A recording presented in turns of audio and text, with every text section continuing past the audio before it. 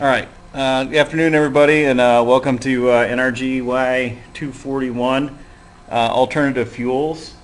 Kicking off the course for Brad Layton, and just going to go through some things real quick, just so we already know there are some issues with the Moodle shell, and I'll get those updated. If you guys come up with anything, please email me, send me a message of some sort, let me know if something needs to be updated.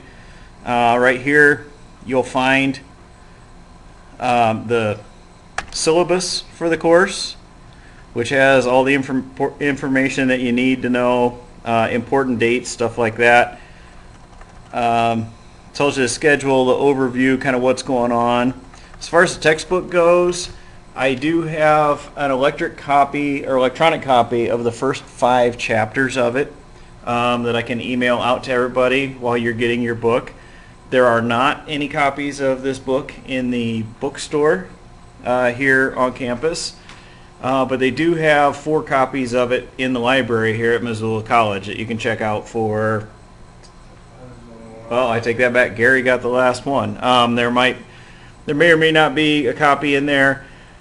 It's probably easier to get them on Amazon. And like I said, I'll post up the link for the first 5 chapters so you guys can get going on the course and not worry about if it takes a week or 2 for your book to get in, to order it on Amazon. And you can also get it electronically on Kindle. You can rent it for $25, probably the cheapest way to go. And like it says in the syllabus here, if you do that, let us know how it goes. I'm curious to see. I've not tried the electronic textbook that way. Let us know if that's a good idea and we should continue to do that, or if we should look for another way to do it. Pretty straightforward, like any other syllabus you've ever seen. Nothing really new, nothing really a shocker there. Some of the things we're going to go over, we're just going to do basically a history and overview of fuels today. Going to take a look at vegetable oils, biodiesels, methanol, ethanol, dimethyl ether, LPG, compressed natural gas, basically all these other alternative fuels compared to what we consider our standard fuels that we deal with, which would be oil, coal, and gas. These are a little bit, these are some of the alternatives that we could use other than the big 3. So we will take a look at those. Hydrogen, electric vehicles, fuel cell vehicles, hybrid vehicles, and future fuels. What else might be out there that we don't know about yet? It's going to be pretty straightforward. You can follow the schedule right through Moodle. I know for a fact right now that the dates are not correct on Moodle. I'll go through there in the next week or so, or sooner, and change all the dates. So don't worry about it if it says, hey, you're overdue by a year. That's just because the dates haven't been changed, and it takes me a little bit of time to go through that and get those all set up. Let's see. We usually start on Mondays with a new lesson plan.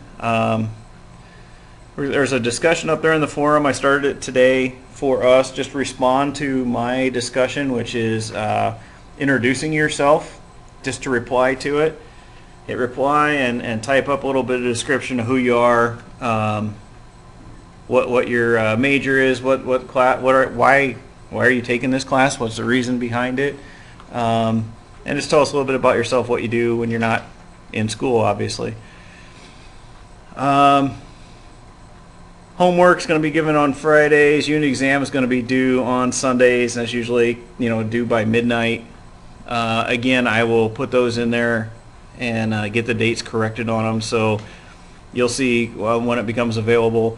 And we'll also mention it in class and let you know, hey, the quiz is available, or the quiz will close after Sunday, and then Monday morning we're starting the new block of instruction. Let's see, 10 questions plus a bonus question, and time limit of 35 minutes. So make sure you're ready to go when you do that. A lot of our classes are unlimited time. This one is only 35 minutes, so make sure you're ready to go. But it shouldn't be a big deal to be able to do that. Self-directed field trip or a student-designed experiment is a big part of this class, and that'll be due at the end of week 13. So I think it's right around Thanksgiving time, but start thinking about that now. And the description is in Moodle. You'll find it to tell you about what the term paper involves, but it is a large portion of your grade. And if you guys want to coordinate so you have multiple people doing the same field trip, that's fine. Not an issue with that. Some of the things we're going to be talking about this semester are our Biomax trailer, which is sitting down in Corvallis right now, and one of our intents is to do some work on that, some maintenance, and get it up and running. If you want to be involved in that. We have the hydrogen truck, which needs some repairs. Gary has already started in on. We've been kind of playing with. Please, if you have any skills with modern mechanics, primarily computer, that seems to be what our problem is. It's throwing a code and the Chevy dealer won't touch it because it's hydrogen. Oh, So, sorry. no, go ahead. I got it. He said he'd come over and look at it. Oh, and we do have a Chevy tech maybe coming over to look at it, so He's it'll not be a cool. Chevy tech, but He knows more than us. I'd call him a Chevy tech. he'll be able to tell us exactly what's wrong with it. Yes. So, but basically we're looking at your term paper as being some sort of alternative energy, and we actually have quite a few places around Missoula that we can help you come up with some ideas on. There's Hall's Dairy Farm that runs methane through a generator to generate electricity. The Missoula Waste Treatment Plant scavenges their methane and uses that to heat their buildings. So there are some other options here. So kind of whatever interests you, that's what we'll play with. Grading standard is the same. Nothing really changed there, just like you've seen all through the course. As you can see, your paper's worth 100 points. Quizzes are only worth 130, so you can see that it's a 30-year grade, 27.8% of your grade, so pretty high percentage. And it talks about the course schedule down below, and that'll give you dates. And as you know, Brad's very flexible on the dates. We'll work with you as best we can. If something works better for you or not, that's fine. But just let us know and keep in communication, and we'll be all set. So for this week, there's nothing going on. Get in on Moodle, get your introduction done in there, and we'll go from there. So let's get out of that. Here is the electronic version of the textbook, and I've got it in a PDF. Like I said, I will send out a group email to everybody in the class, and we'll make sure you guys get access to that link. You can print out, but it'll be in the next couple of weeks. This will get you by until you're able to get your hard copy book. So let's jump right into it and talk about energy. And this first chapter really talks about energy history, probably more than anything, and why energy is so important. Normally what we think of for energy sources right now, the big three are petroleum, coal, and natural gas. Those are the three that make up the vast majority. Here, coming up in a page or two, there's a table that shows you, the values or percentages of each one, and you'll find out that renewable energy is way down the list on these. These seem to split up into about thirds, oil being the largest one, followed by coal and natural gas. Nuclear is a fairly small number, and renewable energy is an even smaller number. Let's see. Oops, jumped a whole page.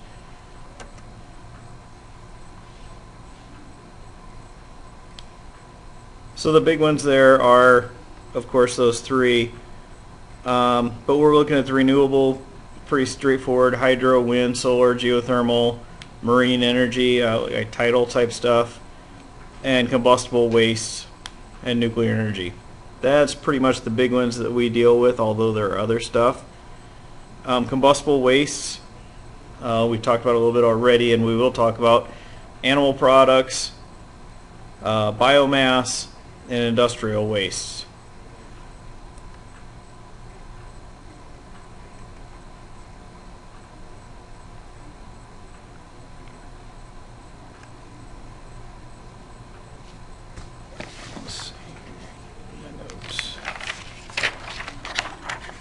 So if you look at table 1.1 here in the upper right hand corner, kind of gives you some numbers of our oil demand in millions of barrels per day. And if you look at North America, of course, this is including Canada and Mexico as well. 2015 is our closest number. 27.7 million barrels per day is our use, or about our increase predicted is about 0.8% or 1% roughly of how much we're going to use, which doesn't seem too bad. But if we go down and look at China and India, those numbers are really going to change, are really changing the whole landscape of our fossil fuel use. China, if you look at their increases since 1980, they were at 1.9. They're up to 11.1 already, and they're predicted to be up to 16.5 million barrels per day by 2030. India is showing similar growth. Numbers are going up very rapidly. And one of the numbers there, I guess, that should really stand out to you is right above China there, the developing countries. Their numbers are growing, but that's only about, they only use about 40% of the total energy consumed, and yet that's 80% of the world's population. So as they get into the modern world and get up to the same speed as the modernized countries, we would expect that their fuel usage, their petroleum demand, is going to go up accordingly. So right now they're fairly low on the list, but as they grow, that number is going to get considerably larger.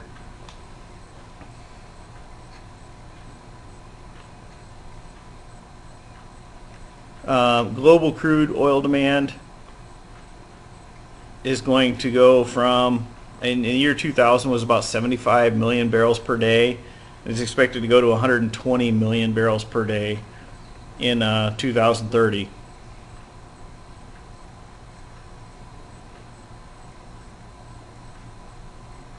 So why is this a big deal? Whoops.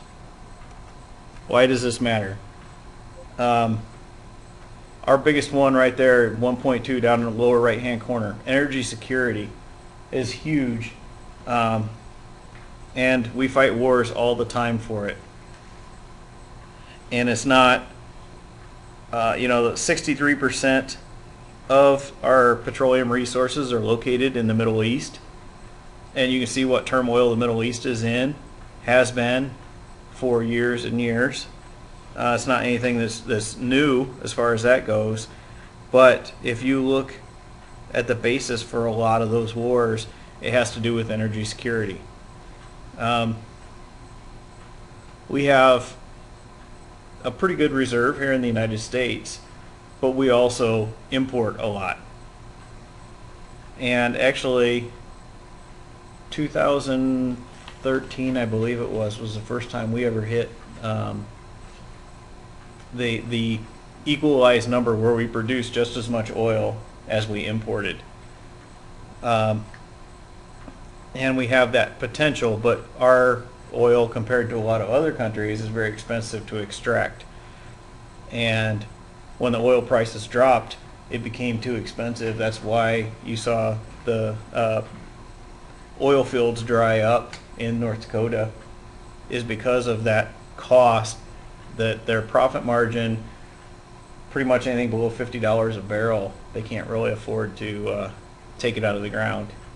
That's kind of their break-even point, is $50 a barrel. They got down as low as, well, it was below $20 a barrel there for a little while. Got down very low. Starting to go back up. Our production's starting to pick back up. But even so, the easy to get to oil doesn't really exist here, and it's expensive if we want to do it here. Although we do have some, and that does provide us with some energy security.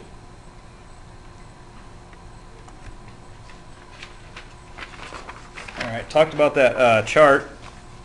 Bottom left-hand corner of the page there, you can see 40% of our energy comes from petroleum, 23% is natural gas, 23% is coal. Those two are mixed pretty evenly. 8% nuclear energy, and 6% out of renewables. Anybody have any idea where that nuclear energy is all coming from, primarily? There's one country that does the vast majority of it. Uranium-238. Yeah, that's the source of the fuel for it. Good, good. But the country is France. France has, they have the potential of 100% of their electricity coming from nuclear energy. They actually export a lot of that energy to other European countries, but France by far has the highest ratio of energy provided by nuclear energy. That number, if you took France out of the equation, that number would be much, much lower of what's coming from nuclear energy.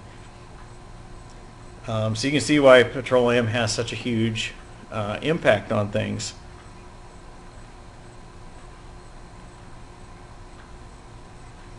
And that's in 2007 is where that table's from. And you don't see much variation in that. So how about renewable energy? Where's the big focus on renewable energy? Anybody know where that's coming from? Again, it's coming from Europe primarily. Germany is very big on renewable energy. And they're going through a lot of the growing pains that we struggle with, and we look at here and we say, well, why don't we just replace everything with wind turbines? That's easy. Well, they've got a lot of solar and they've got a lot of wind there, but it has seriously messed with their grid because they don't have storage for it. So, when the sun's shining and the wind's blowing, that works out great. When it's not, they struggle with keeping their grid balanced. They're probably 10 to 20 years ahead of us in their solar and wind production and installation. So hopefully by the time we get to that point, they will have a lot of the wrinkles ironed out, and we'll figure out how to do it a little more seamlessly here.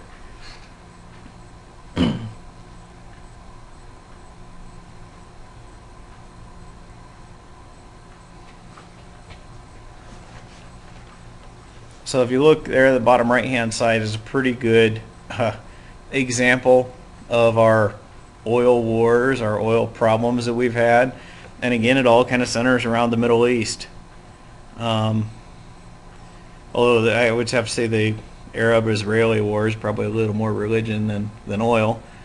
But we had the oil embargo in 1973 in the U.S. That really created, I think, the U.S.'s first awareness that there was an issue with oil. We kind of never really thought about it. We took for granted that we were going to have 32-cent gasoline per gallon for the rest of our lives. And I can remember as a little kid, my parents absolutely freaked out because gas went up to 48 cents a gallon, and they just flipped out. They couldn't even comprehend how we could function at 48 cents a gallon. I'd love to have 48 cents a gallon back now. It'd be pretty cool.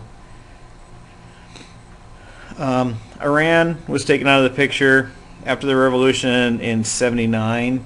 There's been a huge embargo on Iran for a long time for oil, which has created some more tensions there and taken their supply out of the loop for the rest of the world. We wouldn't really have that much interest in the area, except when the Iraqis attacked Kuwait in 1990, it's like, oh, wait a minute, those guys are our friends and they put out a lot of oil. We better go rescue them. The latest Iraq war, kind of along the same lines as energy insecurity. With all the stuff that we have going on right now in the Middle East, that's how something as small as ISIS doesn't seem like that really that critical of a thing in our day-to-day world here in the United States, but it's actually a big deal because it impacts world economies and it takes the security away from that oil source that the entire world needs. So if you notice, if you watch the stocks or anything like that at all, the price of crude oil drives everything in the economy. If oil prices are up, the economy struggles. If oil prices are down, the economy tends to flourish, other than the people who produce oil. But if you watch the stock market, it follows very closely with oil, the price of oil. 2007, 2008, price crude was up to $140 a barrel. You saw what that did to gas prices. I don't remember how high it got, but it was in the mid $4 per gallon for gasoline, somewhere right around there, $4.50 to $5 per gallon, and that really put a hurt on the economy, put a hurt on a lot of people, put a hurt on the automotive industry, because up until that time everybody was driving SUVs. Was probably a little bit of a boon for the alternative fueled vehicles. We saw everybody was interested in a hybrid at that point that used less gasoline, so it probably helped them a little bit. But a lot of times that's what it takes, is something big like that to actually shock our system to make us make the change. And you can see how how that affected the economy in 2008, and we had some major economic crises, and it's gone back down now, and things seem to be improving. There's more growth in the economy, but you can see what an important role oil plays in that. Environmental pollution is a big deal with any of our fossil fuels, and right now we don't have any system in place to really control that. The price we pay for oil is basically the price for extraction out of the ground, refining, transportation to get it to the buying point where you buy it at, and then a profit margin, of course, for the producers. And that's not very high. Those numbers are actually pretty low. But we know that it causes a lot of environmental damage, and there's always been talk of, let's charge people for these carbon credits to pay for the CO2 that they're putting into the atmosphere and any other greenhouse gases as well. Because that's not really put on us as consumers right now, it doesn't seem like that big of a deal. But if you start paying for carbon release or greenhouse gas release up front, start paying that damage, you're going to see a huge shift in the price of what you're paying for your petroleum products. In the same way that we're seeing that for coal now, with the new EPA regulations getting stricter, it's literally shutting down coal plants because it's cheaper to shut them down and burn natural gas that's not being charged for the carbon emissions than it is to either scrub it or pay for those carbon emissions. So it's one of the things to really look at is the environmental impact of it, and they do cover that a little bit in here of what are those impacts and how does that affect us.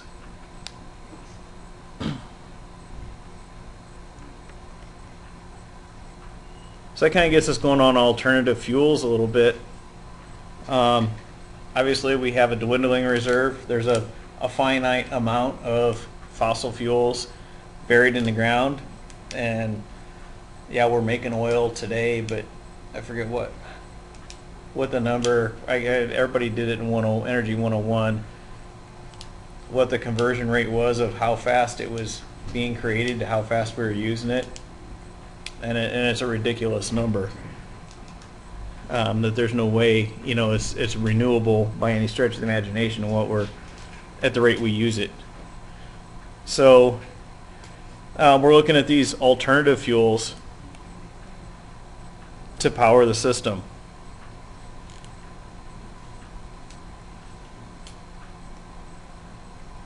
And ideally, most of the stuff we'll look at in here should be able to go into our existing system without too much modification. An example of biofuel, you shouldn't really have to do anything to a biodiesel, or if you have a diesel vehicle, there's really very little change to make it run biodiesel.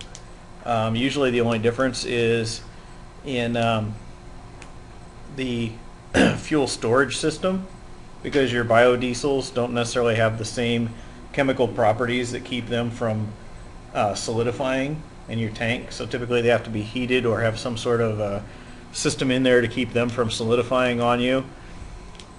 But otherwise they will just run through your engine with no issues at all. Which is actually a great thing in Europe. How many of our cars here in the US are powered by diesel? Almost none. It's usually, you know, big trucks, either semis or large commercial vehicles. It's very rare for transportation type vehicles other than buses to be diesel powered. If you go to Europe, it's completely different. A lot of diesel vehicles in Europe, and we may see that same change happening here depending on how our progress with biofuels goes. So where does that stuff come from? When we talk about biofuels, typically it comes from biomass. It's either from grains. When you look at like alcohol, methanol, those things come from ethanol. Those all come from grain products or biomass. Most any biomass actually can be turned into biofuel. Each one requires a different process, obviously, to break it down, and some of them are more efficient than others, but pretty much any biomass can be made into a fuel that you could use in your vehicle. And there have been some experiments. Actually, our Biomax generator that's down in Corvallis works on that principle.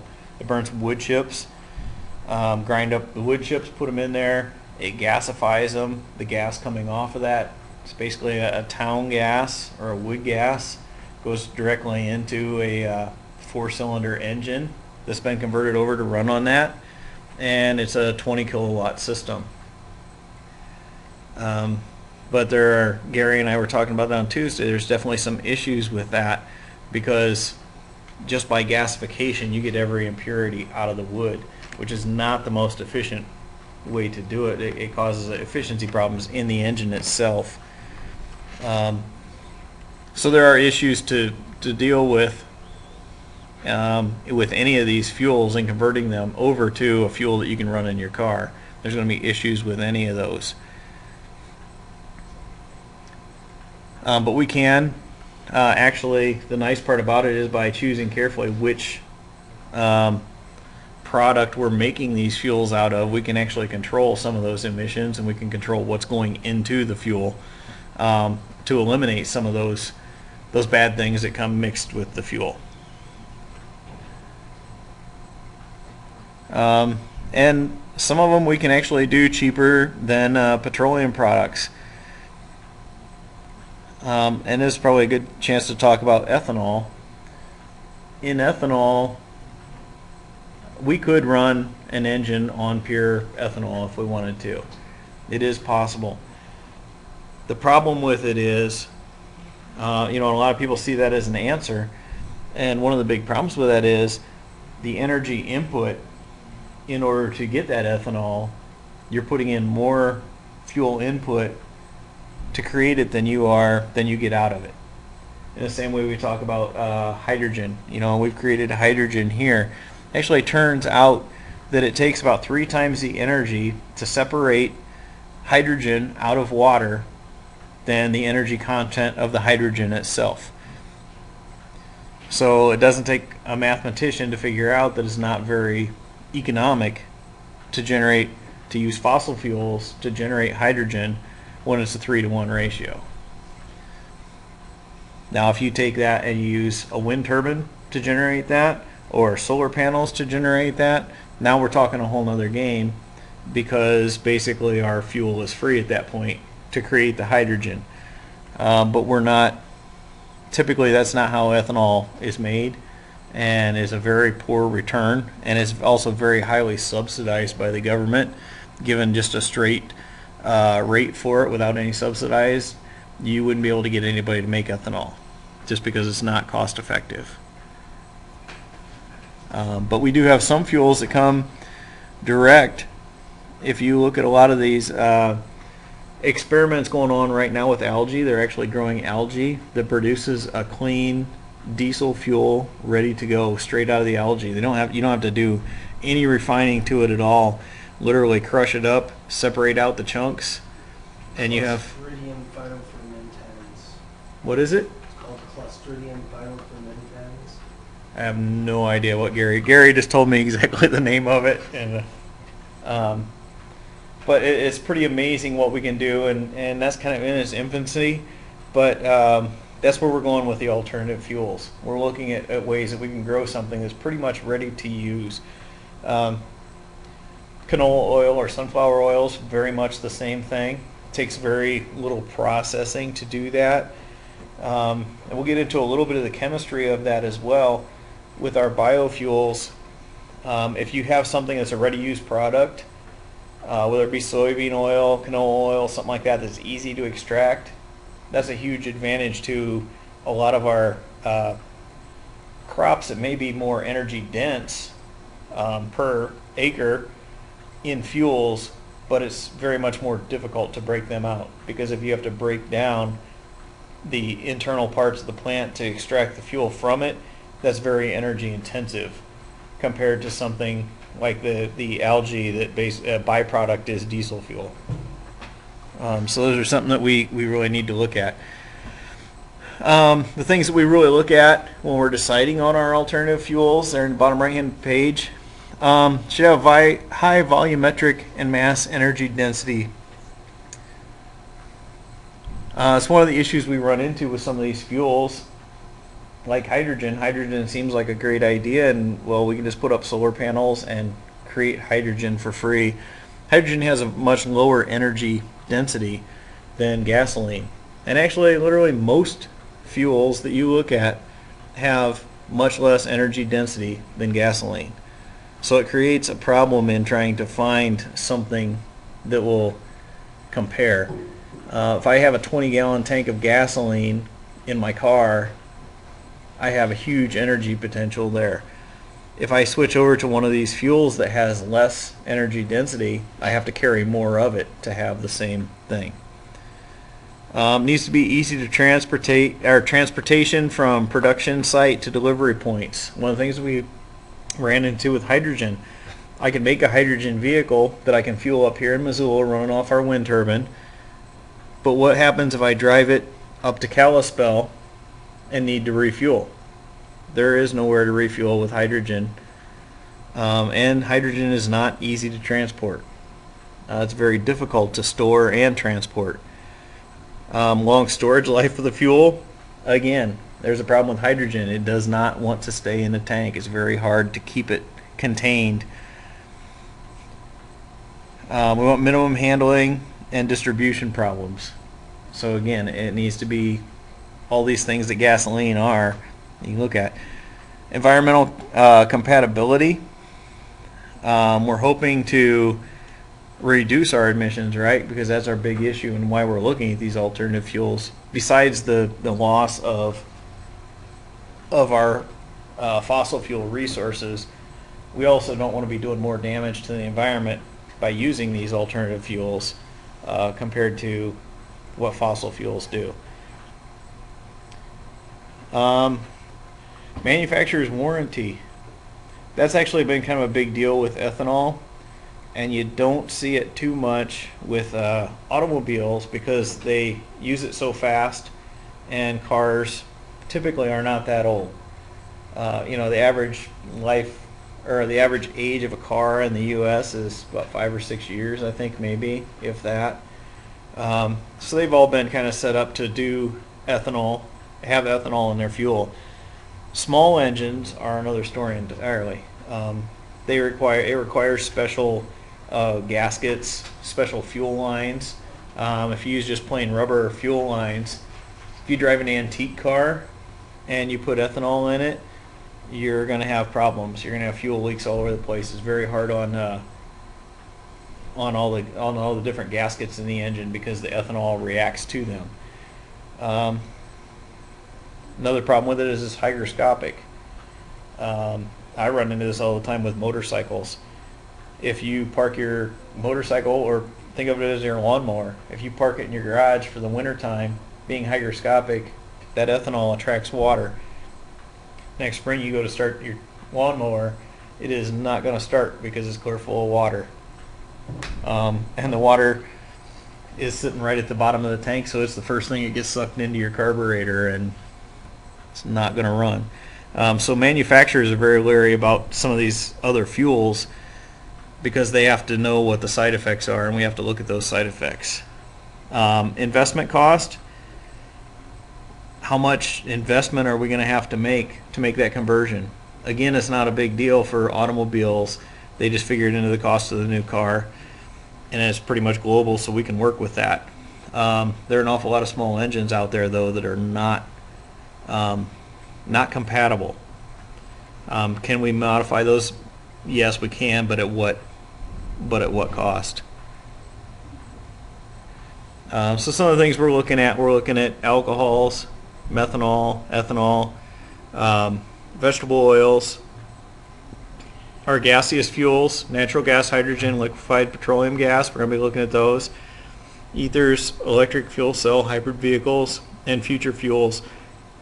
That's what we're going to be covering for the rest of the semester. And if you'll look, it's broke down into blocks, so we'll cover each one of those in detail for about a week. So with that, keep an eye out. I'm going to email everybody a link for the first 5 chapters of the book, so you can get started on that. Please get your books ordered. Get your introductions done on the Moodle shell so we know who we're dealing with. And we will see you all on Tuesday. Thanks.